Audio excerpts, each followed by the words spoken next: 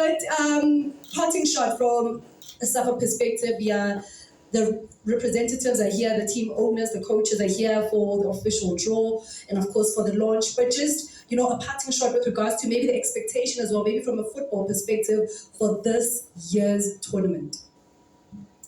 Well, firstly, I want to something that I didn't mention. As the SAFA National Office, we cannot do football development ourselves in the entire country.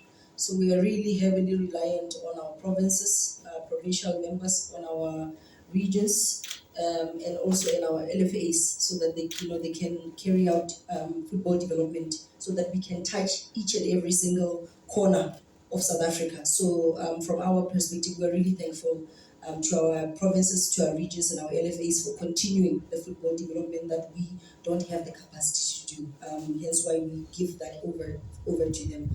From a expectations perspective, I think the teams have seen how Bafana is doing, and we need to unearth new talent, more talent.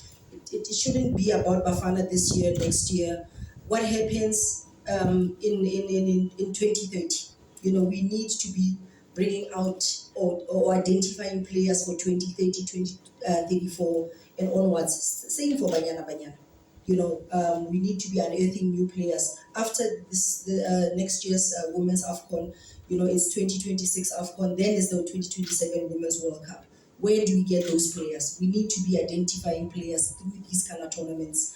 I think it's quite key that when they go out there, they showcase their talent, they express themselves, so that the national coaches from under 15, under 17, under 20, under 23 will be coming out, because Olympics 2028 are coming out. We'll be looking for players as well, and also going forward. I think it's quite key that players come out to showcase to the coaches what they're capable of, and to raise their hands and say, pick me. A succession planning in national teams is quite key, because if you don't prepare for tomorrow, you will succeed today, then you go down.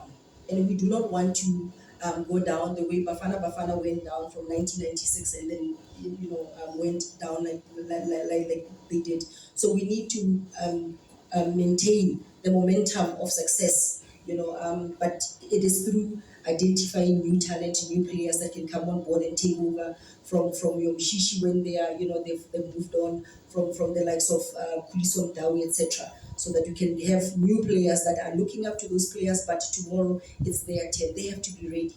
But they have to be ready from these kind of tournaments. They have to give it their all at these tournaments, because you play like you're playing for your national team now, so that when you get there, when your opportunity comes, your talent and your opportunity can bring out success in you, for the country as well. Okay. Thank you very much. Yeah. There's the expectation. Coaches, team owners, the expectation you could possibly have a future Bafana or Banyana player in your playing personnel.